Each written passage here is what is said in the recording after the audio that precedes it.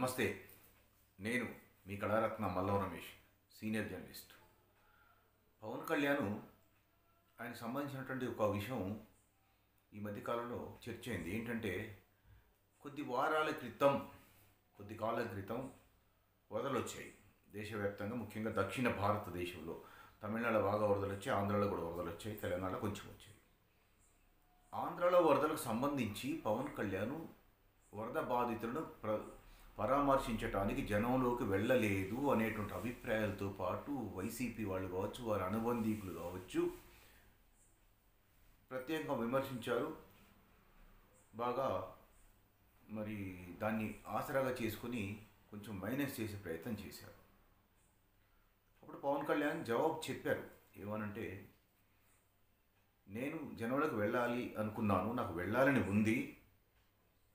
నేను జనంలోకి వెళితే కొత్త సమస్యలు వస్తాయి అని పవన్ కళ్యాణ్ గారు చెప్పడం జరిగింది. ఇది పోలీసు వారు అలా సూచించారు. పోలీస్ అండ్ ఇంటెలిజెన్స్ వర్గాల వారు మీరు జనంలోకి రావద్దు అని సూచించిన కారణంగా నేను మరి వరద బాధితులను పరామర్శించినట్టు జనంలోకి రాలేదు. ఇదే నేపథ్యంలో నేను సహాయం చేస్తానని చెప్పి వ్యక్తిగతంగా తన అభిమానుల ద్వారా, తన పరివారం ద్వారా, తన సొంత డబ్బు ద్వారా చాలా సహాయం చేయించాడు. పరామర్శించిన దానికంటే ఎక్కువ సహాయం చేశాడు. కానీ పరామర్శించడమే ముఖ్యమైనట్టుగా అప్పుడు విమర్శించారు కొంతమంది. అదే వాళ్ళు ఇంకెవరు, వైసీపీ వాళ్ళు, వాళ్ళ అనుబంధికులే. ఒకవేళ ఆ రోజు జనంలోకి వెళ్ళి ఉండుంటే ఏం జరిగేది? వరద సమయం కాబట్టి మామూలు సమయంలో సెక్యూరిటీ ఉంటుంది, రహదారులు క్లియర్గా ఉంటాయి, వెళ్ళొచ్చు, రావచ్చు, పోవచ్చు, కట్టుదిట్టంగా ఉంటుంది. వరద బాధిత ప్రాంతాలంటే మొత్తం వరద కూలిపోయిన ఇండ్లు వగైరా, అప్పుడు సెక్యూరిటీ కష్టం, ఎటు వెళ్ళినా ఒక పద్ధతి ఉండదు. చాలా జనం ఆ టైంలో బాధల్లో ఉన్న జనం గుమిగూడినప్పుడు ఏం జరిగేది అని ఇప్పుడు ఎందుకు ప్రస్తావించడం జరిగిందంటే, అల్లు అర్జున్ సినిమా పుష్ప 2 విడుదలైనప్పుడు తను జనంలోకి వచ్చాడు, సినిమా హాల్కి వచ్చాడు. మరి పుష్ప 2 విడుదలైనప్పుడు జనం అంతగా కిక్కిరిసినప్పుడు ఏం జరిగిందండి? ఒక మహిళ చనిపోయింది. గుర్తెచ్చుకుని ఒక మహిళ చనిపోయింది. ఆ మహిళ బిడ్డ హాస్పిటల్ చాలా ఇబ్బందులు పడ్డాడు.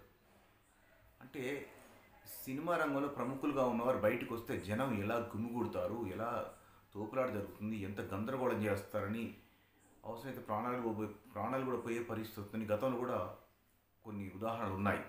ఈ మధ్యకాలంలో పుష్ప 2 సంబంధించి కూడా అల్లు అర్జున్ విషయంలో జరిగింది. మరి అల్లు అర్జున్ విషయంలోనే అలా జరిగినప్పుడు, గతంలో కొన్ని ఉదాహరణలు ఉన్నప్పుడు, పవన్ కళ్యాణ్ ఇటీవల వరదల్లో కానీ జనంలోకి వెళ్ళి ఉంటే ఏమి జరిగేదని ఊహించుకుంది. ఎందుకంటే ఏదో వెళ్ళలేదని రాజకీయంగా విమర్శించగానే సరిపోదండి. విమర్శించారు, మర్చిపోయారు. ఇలా విమర్శిస్తారు, మర్చిపోతారు. అది కాదు. మనం తప్పనిసరిగా దాని గురించి సమీక్షించుకోవాలి విమర్శించే ముందు. అదే రాజకీయంగా కాదు.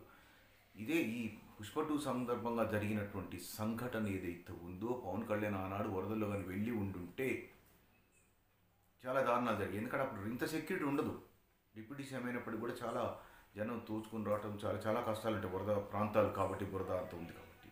అందుకే ఎవరినైనా మనం విమర్శించాలి అనుకున్నప్పుడు దొరికిందే అవకాశంగా లేదా క్రియేట్ చేసుకొని విమర్శించాలి కాబట్టి విమర్శించడం, అలా చేయకుండా సందర్భాన్ని బట్టి మనం స్పందించడం, విమర్శించడం, ప్రశ్నించడం చేస్తే న్యాయబద్ధంగా ఉంటుంది, నైతికబద్ధంగా ఉంటుంది. ఇది నేను ప్రస్తుతించుకోవడానికి కారణం కూడా మీకు చెప్పాను. సినిమా నటులు బయటికి స్టార్ ఇమేజ్ ఉన్నవాళ్ళు, ఎందుకంటే అల్లు అర్జున్ కంటే పవన్ కళ్యాణ్ గారికి చాలా ఎక్కువ ఇమేజ్ ఉంది కాబట్టి తేలిక ఇంకెప్పుడైనా విమర్శించినప్పుడు ఇలాంటివి మీరు సమీక్షించుకొని వాస్తవాలని గమనించి విమర్శలు చేయాలని మీకు కోరుతూ, విమర్శలు చేసేవారికి అండి, అభిమానులకు వందనాలు. అదేవిధంగా అభిమానులు కాకపోయినా కూడా వారికి వందనాలు. అంతేకాకుండా ఆయన చేసిన సేవలు, సహాయాలు, వరద సమయంలో వ్యక్తిగతంగా తను చేసిన సహాయాన్ని ప్రస్తావించి అభినందించిన వారికి కూడా వందనాలు.